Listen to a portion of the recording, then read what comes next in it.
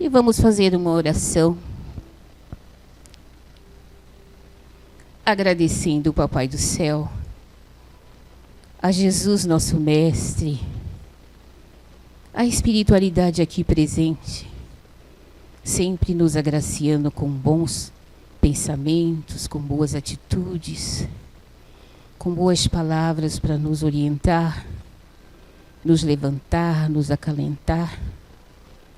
Agradecemos a essa espiritualidade, aos nossos anjos de guarda que nos acompanham, nos impulsionando para a vida, essa vida de grandeza, vida espiritual. Agradecemos a todos que aqui estão, ao dia de luta, mas com sucesso, porque estamos aqui para agradecer. Obrigada, Jesus, por tudo que nos dá. Obrigada, Senhor, pela luz do dia, pela clareza dos nossos pensamentos, pela beleza que podemos contemplar. Queremos pedir, Jesus, que abrace a Kátia Flane, dê a ela o dom da palavra, da exemplificação, através da palestra, que a Aninha também possa ler, ter uma leitura esclarecedora, nos preparando para o que vem. Obrigada, Jesus, que assim seja. É uma insensatez dos homens ver o mal nos outros antes de ver aquele que está em nós próprios. Para julgar a si mesmo, seria preciso olhar para seu íntimo num espelho, transportar-se de algum modo para fora de si, se isso fosse possível, e se considerar como uma outra pessoa, perguntando-se: o que eu pensaria se visse alguém fazendo o que eu faço? Indiscutivelmente, o orgulho faz com que o homem disfarce seus próprios defeitos, tanto morais quanto físicos. Essa insensatez é totalmente contrária à caridade, pois a verdadeira caridade é modesta, simples e indulgente. A caridade orgulhosa é contrária ao bom senso, já que esses dois sentimentos se neutralizam um ao outro. De que maneira um homem bastante vaidoso, por crer na importância da sua personalidade e na supremacia de suas qualidades, pode ter, ao mesmo tempo, abnegação suficiente para fazer sobressair nos outros o bem que poderia ocultá-lo, em lugar de ressaltar o mal que poderia destacá-lo? O orgulho, além de ser o pai de muitos vícios, é também a negação de muitas virtudes. Encontramos-lo como base e como razão de quase todas as más ações. Eis porque Jesus se dedicou a combater o orgulho como principal obstáculo ao progresso. Obrigada. Boa noite a todos. Boa noite a quem nos acompanha pela internet, né?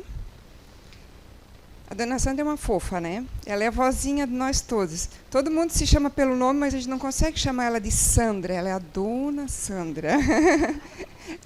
Com muito carinho, né? A vozinha de nós todos, né? Nossa vovó.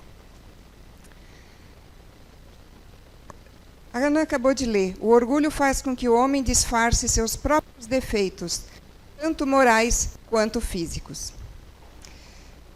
Nós vamos falar uma palavrinha nova, né? Eu acho que ninguém nunca ouviu falar sobre orgulho. Aí a gente se pergunta se Jesus já estava na Terra. A maior meta dele era combater o orgulho. 2015, anos depois, nós estamos aqui falando a mesma coisa. Quando será que a humanidade vai conseguir vencer essa sensação, esse sentimento do orgulho, né? Então, algumas definições para a gente, né? A palavra orgulho é um adjetivo masculino com origem no termo catalão orgulho, e é a característica de alguém que tem um grado de si próprio. Está falhando, né? É um sentimento de superioridade pessoal. A palavra orgulho pode ter uma conotação positiva ou negativa, dependendo do contexto e do sentimento que representa. Ela vai ser um termo pejorativo quando se refere a um sentimento excessivo de uma pessoa com respeito a si mesma, de acordo com as suas características, qualidades e ações. Uma pessoa orgulhosa mostra altivez, soberba, vaidade, arrogância, podendo mesmo revelar desprezo em relação a outra pessoa. E é o que a gente faz, né? Um fundinho musical? Provavelmente aqui está ligado lá dentro ainda. Quando o orgulho se refere, quando a gente quer dizer a parte positiva do orgulho, né? É porque a gente tem um sentimento positivo em relação à pessoa. A palavra portuguesa, então, é mais complicada ainda, né? Eu tenho orgulho da Ana. Ela fez tanta coisa boa. Mas se é que a Ana é uma pessoa orgulhosa, eu já estou no sentido pejorativo, né? Mas da onde vem o orgulho? Alguém já se perguntou? Como começou? Porque ele existe, mas ele existe como? A humanidade já, antes de Cristo, já usava esse sentimento, essa característica, da forma negativa, porque o nosso tema hoje é falar da parte negativa dele, porque é essa que nós temos que combater. Então, ela existe há tanto tempo, da onde veio, como que isso aconteceu, né? Então, no livro Obras Póstumas, de Allan Kardec, ele diz que o egoísmo, que é filho do orgulho, os dois juntos, tá, são os causadores e a origem da maior parte das misérias humanas.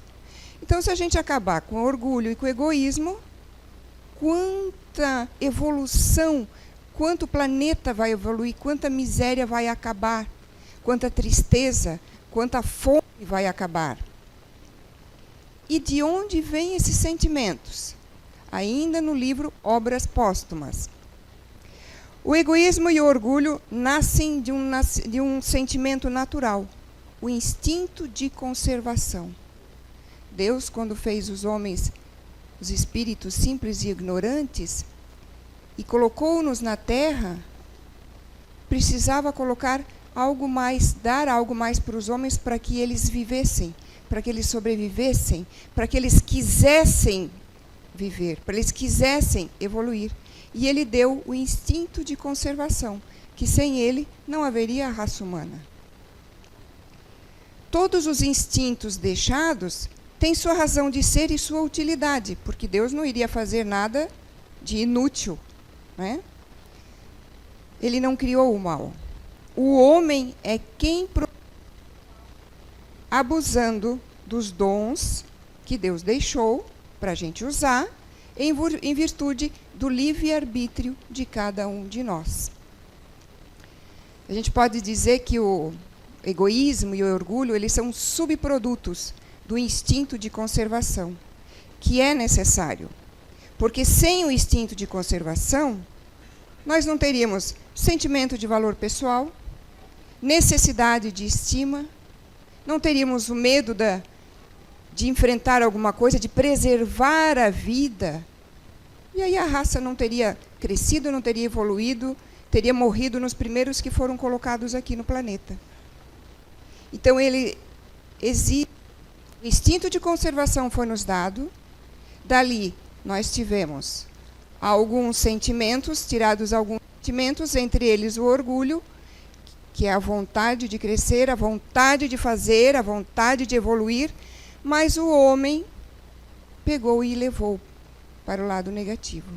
Abusou, o excesso do que Deus nos deixou, né? E o mesmo acontece com todas as paixões, que o homem frequentemente desvia do seu objetivo providencial. Mas o que é paixão? Paixão dos apaixonados? Aquele que está ali no dicionário? Paixão é um sentimento intenso, que possui a capacidade de alterar o comportamento e o pensamento de cada um de nós. Então, é através da paixão que nós vamos, que nós buscamos, que nós evoluímos, que nós fazemos em busca alguma coisa positiva, que nós vamos em busca de crescer, de ser melhor. A questão é que o homem exagera, é o excesso do conceito da paixão. E aí, na questão 907 do Livro dos Espíritos, Kardec pergunta: o princípio das paixões, sendo natural, é mal em si mesmo? Não. As paixões, assim como todos os instintos deixados por Deus para nós, eles são necessários. A paixão está no excesso provocado pela vontade, pois o princípio foi dado para o homem para o bem e podem conduzi-lo a fazer grandes coisas. O abuso que dela se faz é que lhe causa o mal. É o excesso que acresceu a vontade do ser humano. Tudo que é excesso na nossa vida, a gente já sabe que faz mal. E na questão seguinte, a 908, como definir, então, qual é o limite? Até que ponto os sentimentos, o instinto, as paixões nos fazem bem ou nos fazem mal? Até que ponto o orgulho nos faria bem? E, a partir dali, ele está sendo o maior mal da humanidade. E aí a espiritualidade responde: paixões são como um cavalo. Todo mundo, mesmo quem não andou, sabe aqui que se você dominar o cavalo, você leva ele aonde você quiser. E que se você deixar ele dominar, ele vai sair na corrida e vai levar onde ele quiser você. E assim somos nós. Quando a gente se deixa levar por paixões, por sentimentos, ou por este subproduto que é o orgulho e o egoísmo, é onde está a humanidade no momento. É onde nós chegamos. E se Jesus já veio combater o orgulho, quanto tempo a humanidade tem usado de maneira incorreta? Mas, se já faz tanto tempo, isso já está intrínseco em nós. A gente já veio em várias encarnações. Todas elas, se a gente ainda tem orgulho agora, todas elas a gente teve orgulho. Porque a gente não vai deixar de ter e voltar a ter. E a gente está tentando combater, quem sabe, algumas encarnações. Como que a gente vai fazer para combater o orgulho? Como que a gente vai vencer o orgulho, né? O orgulho, na verdade, é mais difícil de combater do que o próprio egoísmo. Porque o egoísmo, ele é mais visível. Se eu não quiser ajudar dando brinquedos para as crianças, eu não ajudo. Se eu não quiser ajudar dando uma palavra, eu não falo. Se eu não quiser ir fazer um trabalho voluntário, eu não faço, mas todo mundo está vendo. Todo mundo está vendo que eu não ajudo, que eu não dou, que eu não dou um pouco do meu tempo, não dou um pouco do material, que eu não faço e eu não quero fazer. Mas o orgulho é mais complicado, porque ele é mascarado. A gente engana a nós mesmos. Essa é a maior dificuldade da gente vencer o orgulho. Porque a gente faz coisas que a gente está acostumado a fazer e a gente vem fazendo há várias encarnações e a gente não percebe que esta atitude em relação àquela situação é orgulho. A gente constrói na nossa vida um outro eu. E a gente não vive o nosso eu verdadeiro. Então, a Kátia é o que ela é, com seus defeitos e com as suas virtudes. Mas a Kátia tem um orgulho muito grande. E ela não quer ser aquela pessoa ali. Ela quer ser boazinha com as pessoas, ela não quer ser taxada de brabinha.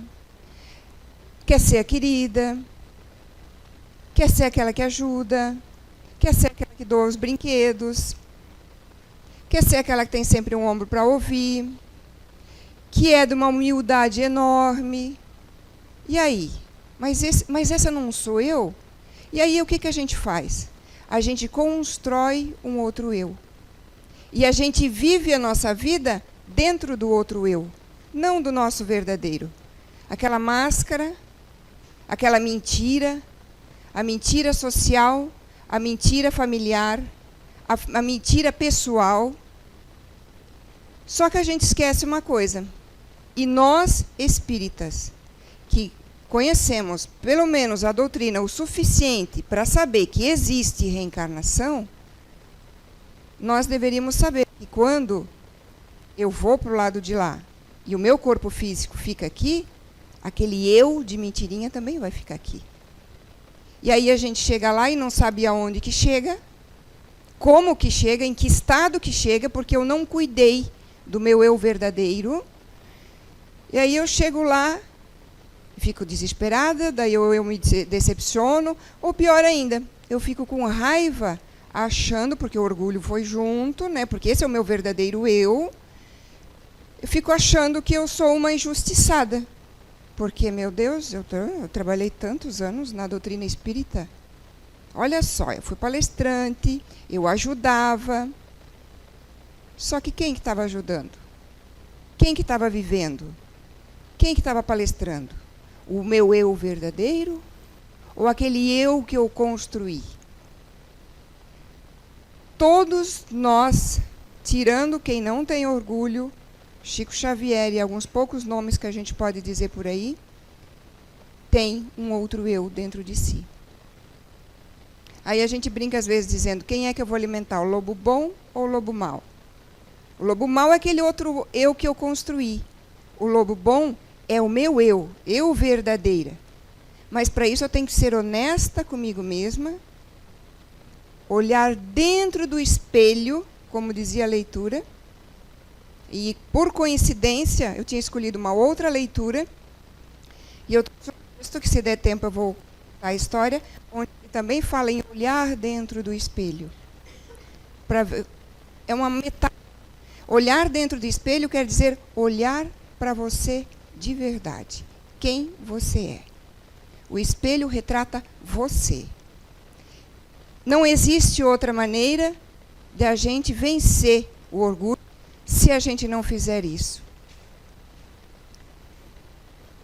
O orgulho faz com que a gente não enxergue as verdades. A gente reclama e as estão aqui do nosso lado, mas a gente não quer ver.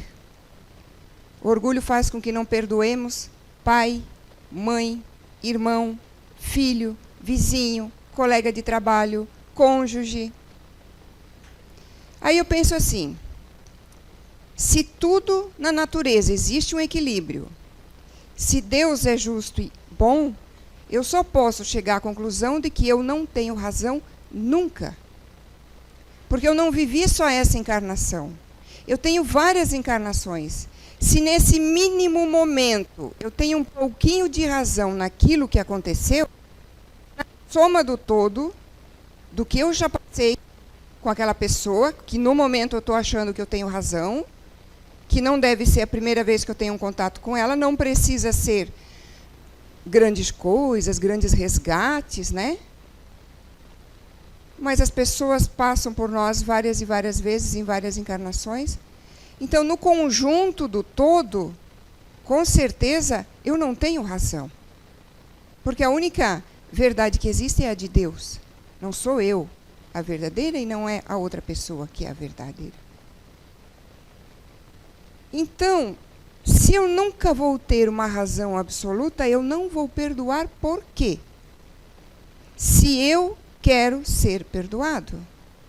E aí a gente reza o Pai Nosso e diz que perdoe os nossos pecados assim como eu perdoo a dos outros. Mas eu não perdoo ninguém. Mas eu quero ser perdoado. Mas é que eu estou dentro daquele outro eu que se acha perfeito, maravilhoso, sem erros. Nessa vida eu não errei nada. Imagina nas outras. Combater o orgulho só se eu olhar para o meu verdadeiro eu. E aí, o orgulho, infelizmente, tem vários filhinhos. Não é só o egoísmo.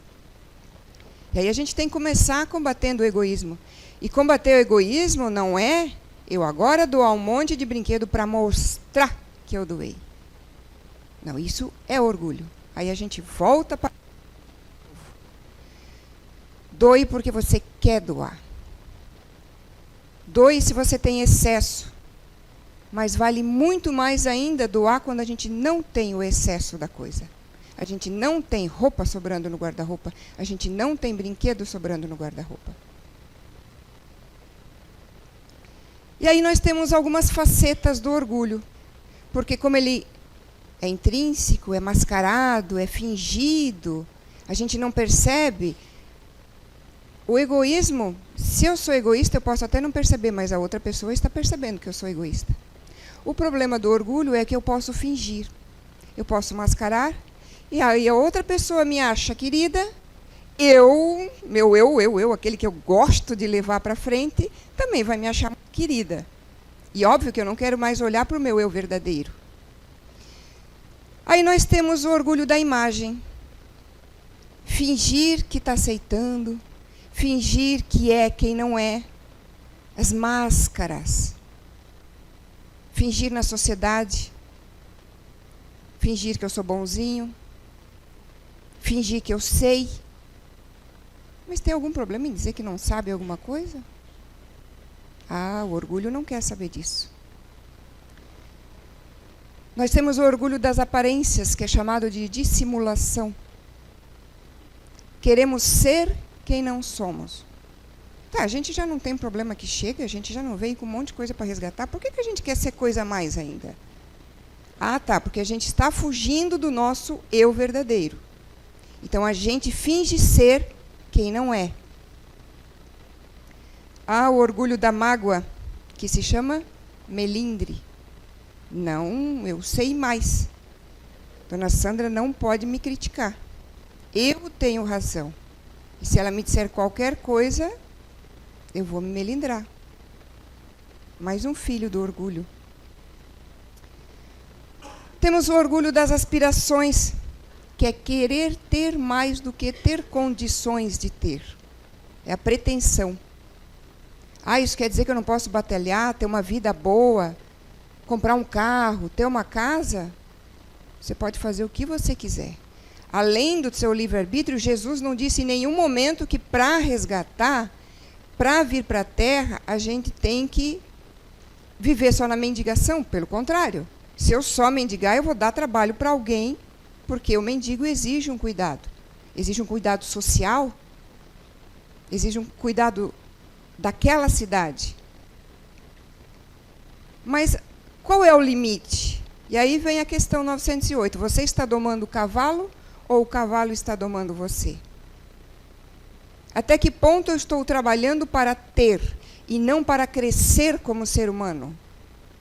Não para realmente proporcionar a mim e a minha família um conforto. A partir do além do conforto, além das muitas horas de trabalho, a mais, eu acho que o cavalo já está dominando. O orgulho das concepções, chamada de preconceito. E aí eu venho mais uma vez dizer, o espírita ter preconceito? Tem quem tem preconceito. Vamos dizer que eu fui educado, ou eu estou numa base ou numa situação de que eu tenho o preconceito. Até ali tudo bem. Mas a partir do momento que eu entrei na doutrina, que eu começo a estudar, que eu conheço a lei da reencarnação, que eu sei, que eu volto e que eu volto em outro corpo, mas, além disso, em outro sexo. Eu sou hoje, Kátia é mulher, na próxima encarnação pode vir homem. Eu venho em outra nacionalidade, eu venho em outra cultura, eu venho em outra religião, eu venho de outra cor. Negro, branco, amarelo, índio, pardo, japonês, chinês. E aí, eu vou ter preconceito? Não tem lógica, né? O que é, se eu tenho preconceito, o que é que eu estou escondendo de mim mesma, então? Ah, nós temos também o orgulho do entendimento. Achamos que sabemos de tudo, e aí a gente despreza as próprias pessoas, como diz aqui na Obras Póstumas. A gente despreza um conselho, um convite, uma mensagem. uma chamada de atenção, porque o orgulho não deixa eu ouvir. Eu sei mais. Quem é fulano para falar alguma coisa para mim? O orgulho da inveja, inveja das vitórias alheias. Infelizmente, muitos de nós, em vez de ficar contente com alguém que sobe, que melhora, que progride, a gente fica com inveja. Orgulho do poder, que é a prepotência, altos cargos, e aí a gente vai entrar de novo na doutrina espírita. Quantos casos de dirigentes espíritas nós temos que acham que tem alguma coisa a mais por ter sido dirigente espírita? E chega lá em cima, mais acabado, mais revoltado e mais enganado, porque ele mesmo se enganou, do que qualquer outro.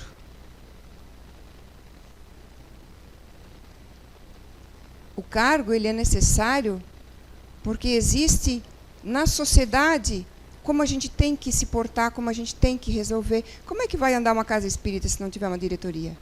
Como é que vai andar uma família se não tiver um pai ou a mãe que são os mais responsáveis? Se o filho mandar, vai dar certo? Como é que vai evoluir uma empresa, uma cidade? Mas o cargo é temporário, ele é humano, ele não é divino. O orgulho da humildade artificial, né? Que é o nosso verdadeiro orgulho, né? Fingir ser quem eu não sou, fingir ter o que eu não tenho, fingir ser mais inteligente do que eu sou, porque Deus o livre se fulano achar que eu não sei determinada coisa. O egoísta, ele demonstra que ele é egoísta. Infelizmente, o orgulhoso, ele consegue mentir, fingir para ele mesmo, né? Como já dizia Jesus, o orgulho cega a gente, né? Quem dera tivéssemos olhos de ver e ouvidos de ouvir. Porque a gente vê, mas a gente não enxerga. E a gente ouve, mas a gente não escuta. O dia que nós levarmos esta máxima para a nossa vida e aplicarmos, nós vamos estar com certeza à frente do egoísmo.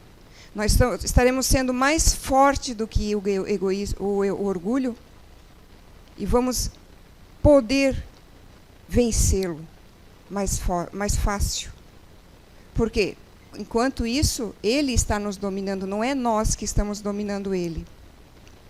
O orgulho faz com que a gente não rompa com paradigmas. Quem assistiu a palestra do Zé Araújo, que ele deu no fórum? Poucas pessoas aqui. Essa palestra está no nosso site, www.ceio.com.br. A palestra está lá na íntegra, e o vídeo que ele passou, de 20 minutos, que é mais de 1 hora que ele teve que cortar, está lá no site da CEIU também para vocês assistirem.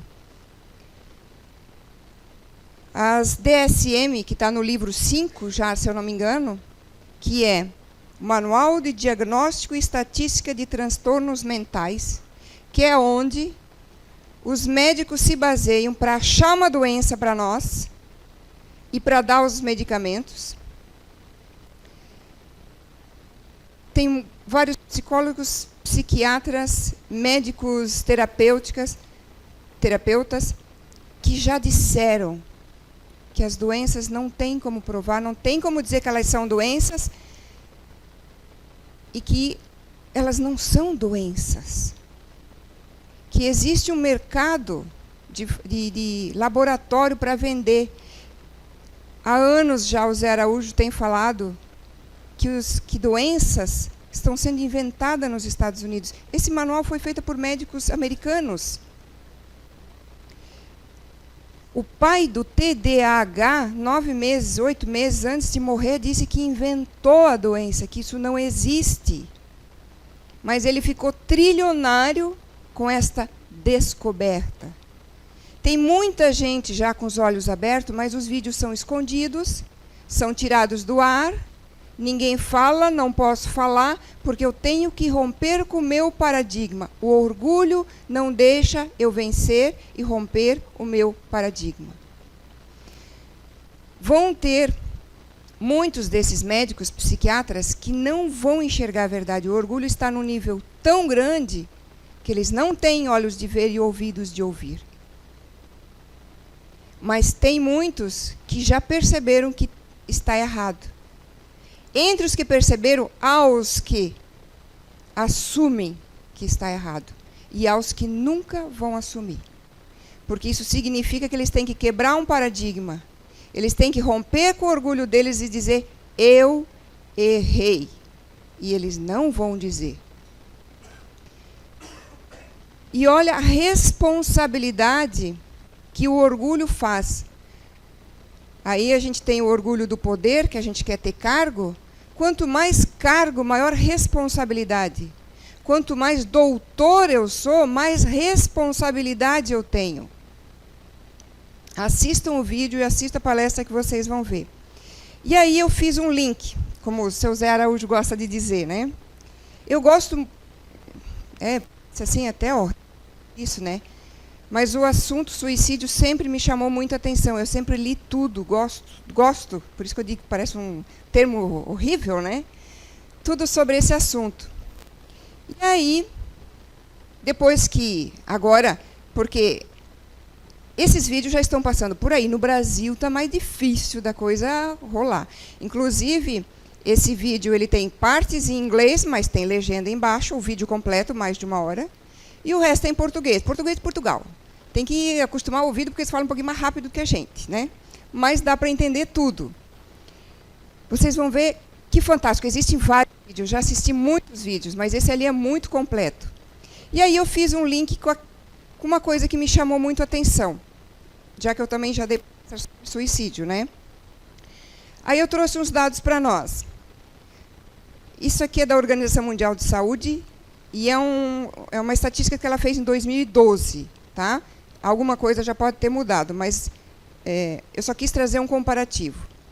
De 2002 a 2012, 10 anos, houve um aumento de 40% no índice de suicídio entre crianças e pré-adolescentes. Crianças, pré-adolescentes de 10 a 14 anos, e de 33, o crescimento de suicídio de 33,5% entre 15 a 19 anos.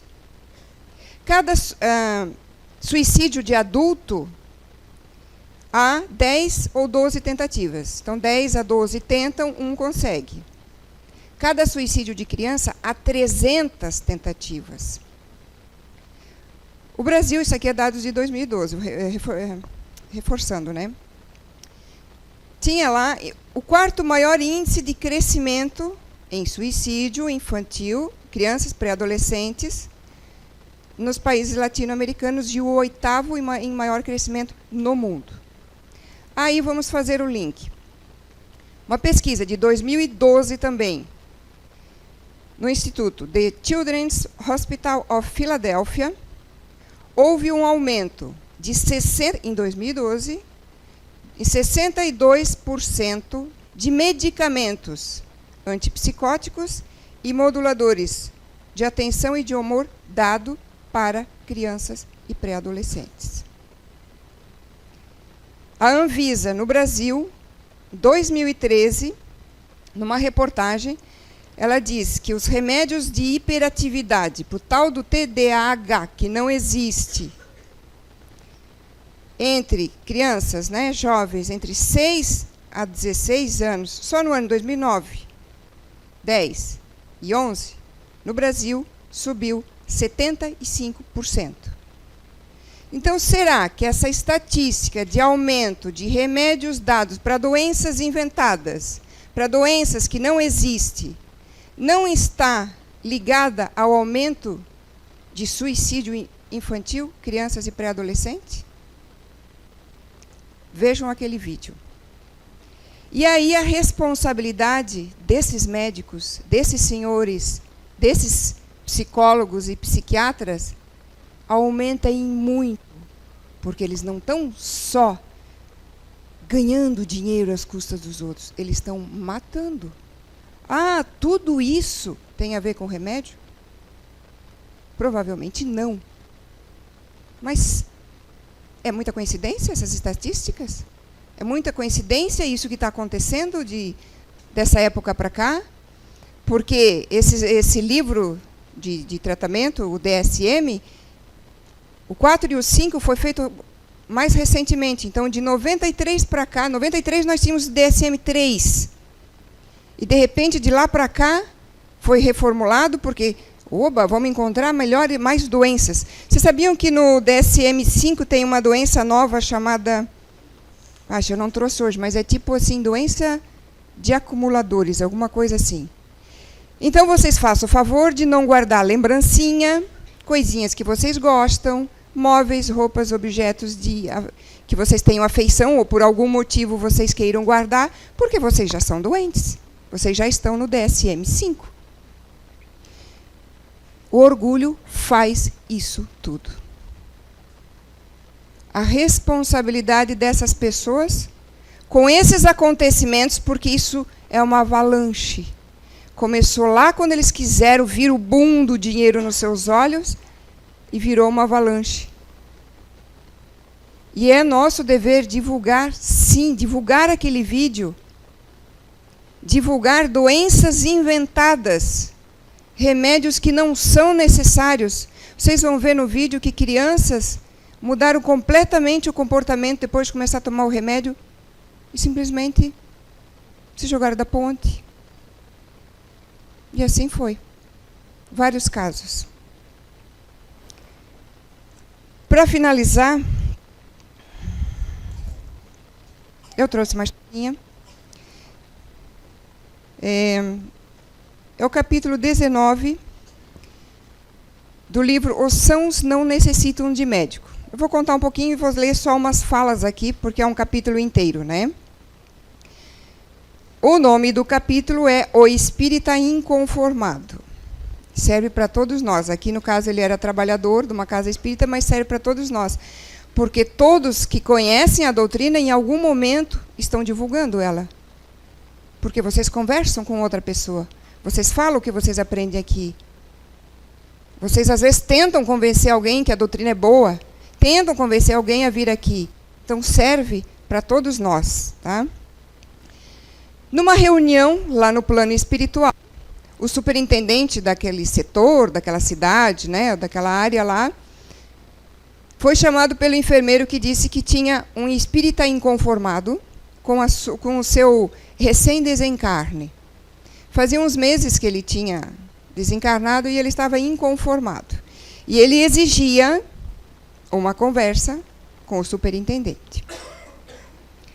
E aí chega ali para conversar, a primeira coisa, eu vou eliminar vários trechos, várias conversas aqui, tá? Aí chega um determinado ponto da conversa que o espírita inconformado pergunta, mas o senhor não me reconhece? E ele diz, né, que há muito tempo, quando os dois estavam encarnados, os dois conversaram, e como que ele não reconhece, né? Chama-me Osias, e considero a sua não lembrança uma falta de consideração para comigo. Tive um papel importante no crescimento do espiritismo em toda a região. Numa época difícil, muitas vezes ia fazer palestras a cavalo. Atendia com desvelo a todos os sofredores que batiam à minha porta. Conversa vai, conversa vem, porque eu, né, o superintendente não sabia o que afinal de contas ele queria, né? Bom, o que me traz aqui é algo muito simples. Estou sendo vítima de uma grande injustiça. Quem diz isso é o espírita desencarnado.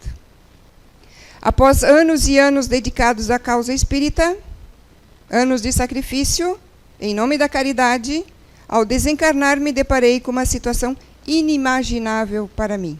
Mas que situação é essa? Pergunta o superintendente. Primeiro, me disseram que eu estava doente, o que já foi um absurdo. Depois, me ofereceram uma vassoura e chegaram a ventilar e a trabalhar de faxineiro. O senhor tem alguma coisa contra faxineiro? Não se trata disso. Mas é que nem quando eu estava encarnado, eu fazia serviços domésticos. Agora, eu fazer depois de morto? Sem falar da minha posição.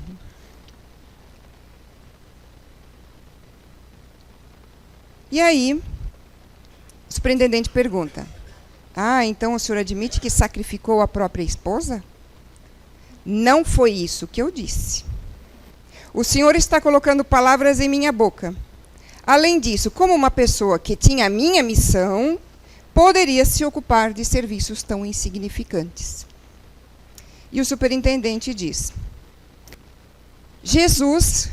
até Jesus, quando encarnado, ajudava, quando podia, seu pai na carpintaria.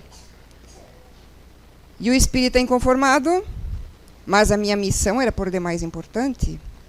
Não poderia perder tempo com tarefas e questões de menor importância. Afinal, Jesus era Jesus. Tá, diz o superintendente. Mas Chico Xavier o senhor conheceu, né? Quem não conheceu o Chico Xavier, né? Pois é, Chico Xavier trabalhou até a aposentadoria. Teve que comprar a sua própria casa. Teve que ajudar a cuidar dos seus próprios irmãos. E aí ele reclama: mas o senhor não está entendendo. E o superintendente: estou entendendo sim, meu irmão. O senhor falhou como esposo, faltando a solidariedade para com a companheira de tantos anos. Perdoe-me a sinceridade, mas está tentando responsabilizar a doutrina espírita pela sua inércia doméstica. Aqui há uma inércia doméstica, mas nós temos várias inércias na nossa vida. Não é só a família que a gente não ajuda. São muitas omissões que a gente deixa de fazer no nossa encarnação, né? E aí o superintendente continua perguntando: e a seu favor, o senhor já conseguiu fazer alguma coisa? Mas como assim? Não entendi. Fazendo para a doutrina, não acabei consequentemente fazendo para mim mesmo? Creio que não, meu irmão. Quando menciona o pouco que fez, né? Achou que fez muito, trabalhou uma vida toda. É uma vida. Quando menciona o pouco que fez, note que o senhor fala com uma certa amargura, chama de sacrifício o que muitos fazem por prazer. A prática do bem também precisa nos fazer bem. Mas só vai nos fazer bem se a gente não fizer pela imagem, para parecer para o outro que nós não somos. Se a gente não fizer por orgulho. O que importa não é a quantidade que praticamos, mas sim o quanto de amor colocamos em cada ação no bem. Bom, pulando mais uma parte, ele pergunta mais tarde: tá, mas então divulgar a doutrina espírita não é uma caridade? Não foi isso que eu disse.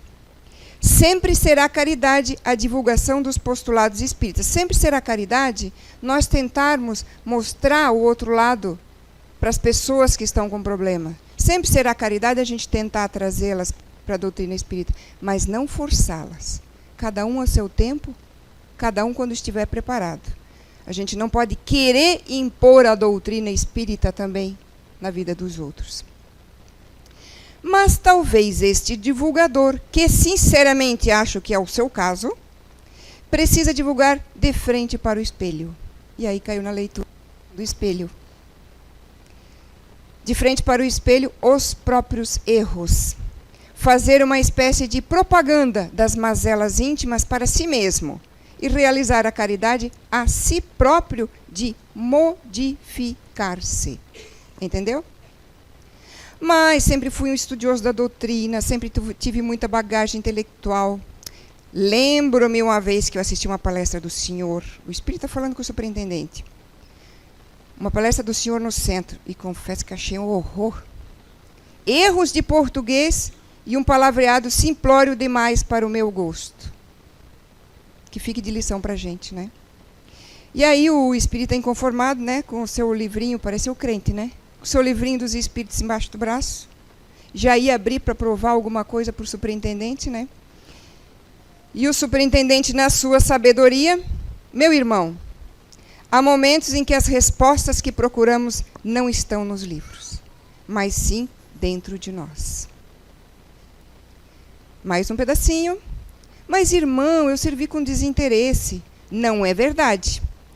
Você serviu esperando o aplauso do mundo e as homenagens dos espíritos superiores. Não minta a você mesmo.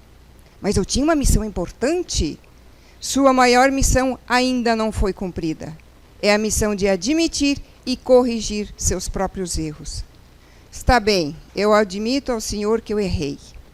Não é para mim que você tem que admitir. É para si mesmo. E aí o espírito, né, ficou ali pensando naquilo que ele tinha ouvido, e o superintendente, animado, oba, ele entendeu o que eu quis dizer, né? Aí o espírita sai com essa. Posso ter errado em alguns pontos, admito, mas tenho meus méritos. Nossa, quanta humildade, né? Tenho meus méritos. Enfrentei os perseguidores do espiritismo com bravura. O que seria, né? Enfrentar os perseguidores do espiritismo. Se cada um tem o direito de pensar como quer, de estar dentro da evolução que ele quis estar, por que nós temos que falar dos outros? Por que nós temos que criticar os outros? Mahatma Gandhi ganhou uma luta sem brigar, sem discutir, pela paz. A gente consegue mudar as pessoas pelo nosso exemplo, pela nossa conduta, pela nossa moral, e não para ficar brigando com os outros. Então, diz o superintendente, por que ela não para de lhe cobrar? Ela? Quem? A sua consciência. Em verdade, é ela que lhe cobra. Observe que não há ninguém aqui questionando seus méritos, muito menos lhe condenando os erros cometidos. Agora me diga de uma vez, por que me procurou? Então, para que o senhor intercedesse por mim. Mas por quê, né? Ele queria trabalhar, mas não queria ser faxineiro, lógico, né? Ele queria trabalhar na seara, né? Tá bom, e que cargo o senhor está pleiteando? Não desejo um cargo específico, mas algo que seja condigno e condizente com a minha condição. E qual é a sua condição? Ah, o senhor faz cada pergunta. Então não vê que eu sou um dos grandes tarefeiros da doutrina espírita, assim como o senhor? E aí, desculpa vai, desculpa vem, eles conversam longamente, fala que não tinha tempo para a família por causa disso, né? Dá desculpa de novo, que não tinha tempo para a família porque tinha que se dedicar, tinha que estudar, tinha que palestrar. E o superintendente? Bom, o senhor realmente, de fato, se dedicou ao espiritismo, mas não à sua família. Sua família sofreu muito. Consta na sua ficha que a verdade mesmo é que não nutria por sua esposa um desvelado amor. E sua suposta dedicação ao espiritismo, na verdade, em algumas circunstâncias, foi uma fuga de suas responsabilidades como esposo e pai de família. Quantos de nós não faz isso? Todo dia a gente faz isso. Dentro da família, dentro do trabalho. A gente foge do trabalho, a gente está ali no auxílio-doença eternamente. Está doente mesmo? Ou não quer voltar a trabalhar? Lá em cima vai estar na nossa ficha quando a gente chegar lá. Entre mais conversas, tal, né? Então, tá bom, vamos arrumar um trabalho para o espírita inconformado. Que trabalho o senhor tem para mim?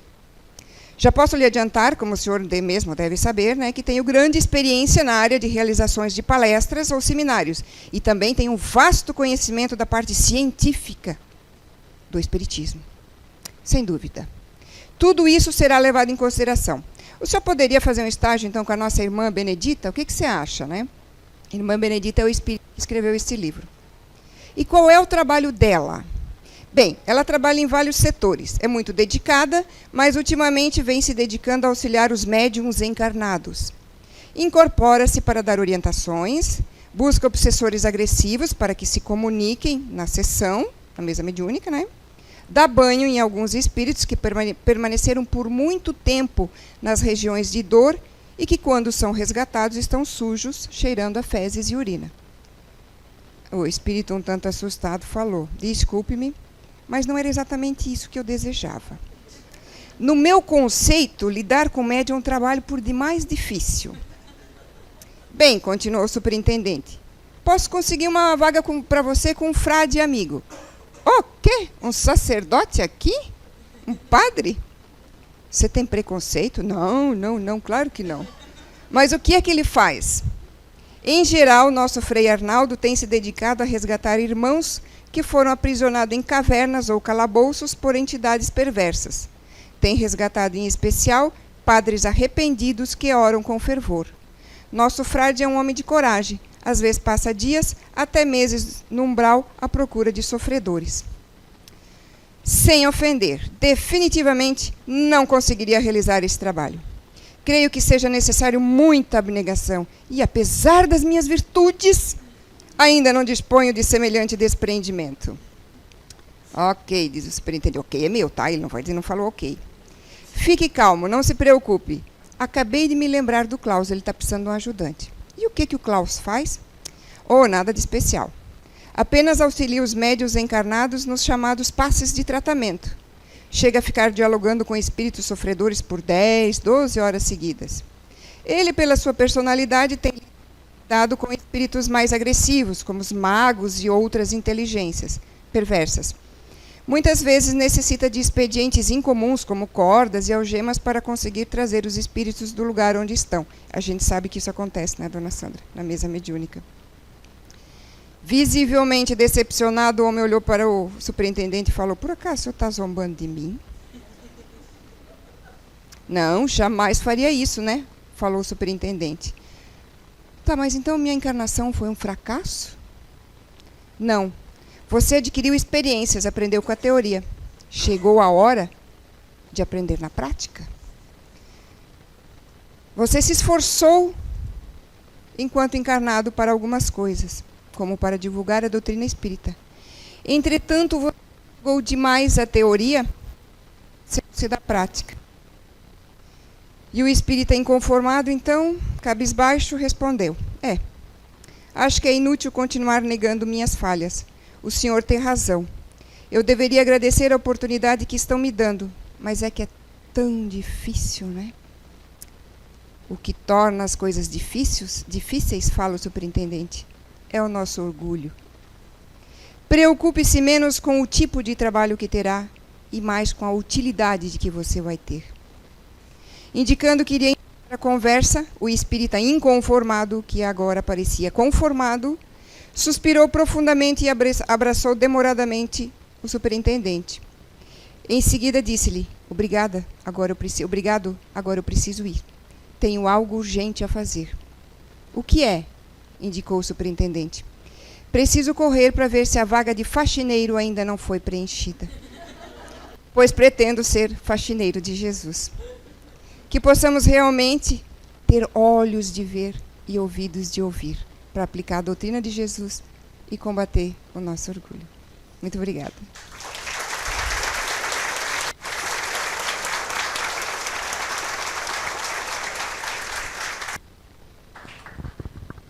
Obrigada, Kátia. Excelente, né, gente? Fantástico. Agora nós vamos continuar com o nosso silêncio mental. Vamos ouvir a prece da Kátia e, em seguida, iremos tomar o nosso passe. Pai amado, Mestre Jesus, Senhor de infinita misericórdia, que possamos ouvir mais, ver mais e colocar em prática o que aprendemos, tanto na teoria. Que possamos, como disse no teu Evangelho, sermos humildes para sermos exaltados, porque os exaltados serão os humilhados.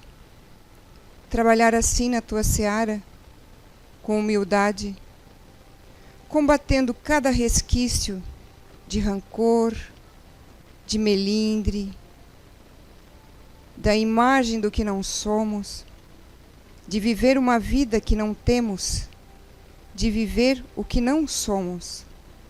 Que possamos ser nosso verdadeiro eu, trilhar o caminho do bem, para quando do lado de lá chegar, ter deixado para cá o orgulho, não nos arrependermos do que fizemos e também de coisas que deixamos de fazer e que precisamos fazer. Que possamos ser melhores amanhã do que somos hoje. Que possamos continuar neste caminho de luta, combatendo todo dia o nosso orgulho, que não vai ser de hoje para amanhã. Pois nenhum doente passa para a saúde sem o período de convalescência. Que possamos então, nesse período de convalescência, mudarmos o que precisa ser mudado em nós. Praticar mais a humildade, a caridade, o amor ao próximo, para combater o orgulho e o egoísmo. Agradecemos por estar encarnados e podermos fazer isso, podermos trabalhar nessa meta, podermos trabalhar no nosso melhoramento, quando há tantos que gostariam de estar aqui no nosso lugar. Obrigada pela oportunidade, obrigada pelas intuições, obrigada por nunca deixar-nos sozinhos, que sempre temos o nosso anjo, o nosso mentor que nos inspira. Obrigada por nos perdoar tantas vezes. Que assim seja.